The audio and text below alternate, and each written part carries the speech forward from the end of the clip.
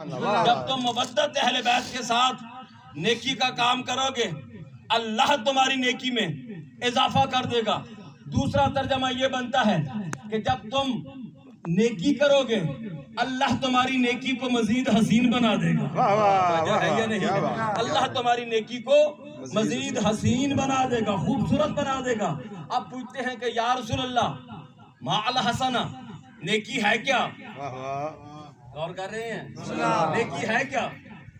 ہمیں بتایا گیا کہ نماز نیکی ہے، کہا صرف نماز ہی نیکی نہیں ہے، نمازیں تو شیطان نے بھی پڑھی تھی، روزہ بھی نیکی نہیں ہے، یہ عمل ہیں، یہ عمل ہیں۔ نیکی وہ ہے جس کی بدولت نماز اور روزہ قبول ہوتے ہیں۔ نیکی اس چیز کا نام ہے جس کی بدولت یہ سارے اعمال بارگاہ الہی میں قبول ہوتے ہیں۔ ہم پوچھتے ہیں کہ یا رسول اللہ پھر وہ نیکی ہے کیا؟ ہم اتنے سارے شیعہ سنی آپ کی بارگاہ میں آئے ہیں، ہمیں بتائیے کہ نیکی کیا ہے؟ کائنات کا رسول نے فرمایا اور میں محمد تمہیں بتاتا ہوں کہ نیکی کیا ہے۔ الحسنۃ حبنا اہل البیت، کائنات آدم و عالم میں سب سے بڑی نیکی میری اہل بیت کی محبت ہے۔ نعرہ حیدری۔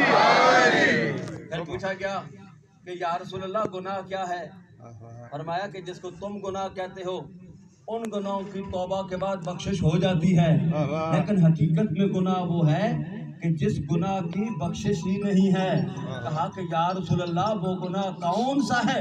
کائنات کے رسول نے فرمایا السیئۃ بغضنا اہل البیت، کہ کائنات میں ایسا گناہ جس کی کوئی معافی نہیں ہے اور سب سے بڑا گناہ ہے وہ میری اہل بیت کی دشمنی ہے۔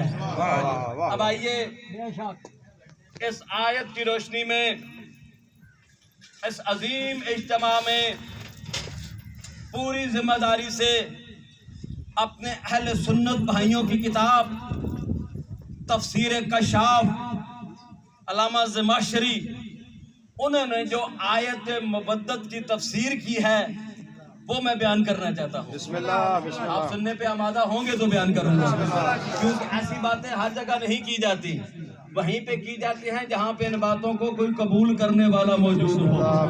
تفسیر کشاف میں صاحب کشاف نے کشف کرتے ہوئے 12 حدیثیں تحریر فرمائی ہیں۔ بسم اللہ۔ پہلے میں نے آیات پڑھی ہیں، اب 12 حدیثیں پڑھتا ہوں اسی آیت کی روشنی میں کہ جب مودت اہل بیت ہوتی ہے، جب محبت اہل بیت سینوں میں جاگزین ہوتی ہے تو انعام کیا ملتا ہے، اور جس کے دل میں اہل بیت کا بغض ہوتا ہے اس کو نقصان کیا ہوتا ہے۔